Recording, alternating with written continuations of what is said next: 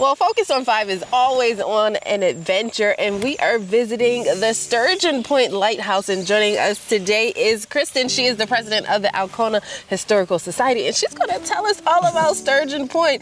Oh my gosh, it's amazing to look at this. You know, how did this all begin? Tell us the history. So Alcona County's first industry was fishing. Oh. And so many of the people that worked here at Sturgeon Point were fishermen first and came to this part of the state because of fishing. 1866, it was determined that there might need an additional lighthouse in this part of the state. Yeah. So they appropriated money to have the lighthouse built, and the lighthouse was built in 1869 Wow. for the 1870 shipping season. Wow, that's a very long time. Now, how did you become involved? Because I hear it's like, you know, in your family history, shall I say.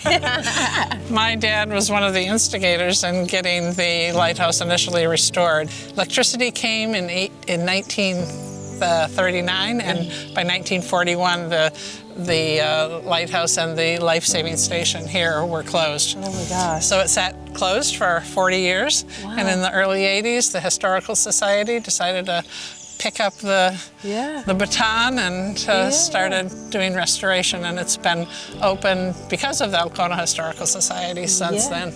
And because of the Historical Society and your father, why do you think it was necessary to kind of like bring this lighthouse back to life after so many years of being, you know, decommissioned? It's an important part of the local history. Yeah.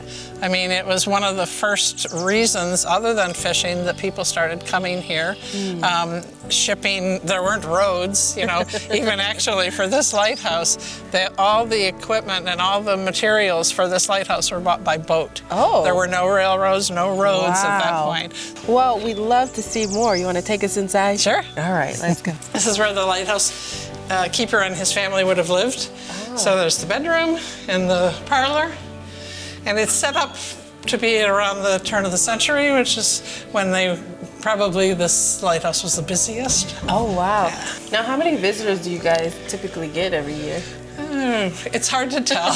We do a little tick mark to try to figure out, but probably around 10,000 people. Wow. I mean, we don't, you know, we're only open 3 days a week. Yeah. So those are the only ones we can kind of keep track of. But we know people come here to the park, you know, for rock hunting and to see the lighthouse when we're not here. Yeah. So. What does that feel like, knowing that, you know, you've only counted like roughly 10,000, but there's so many more people that are interested in seeing the lighthouse? Yeah.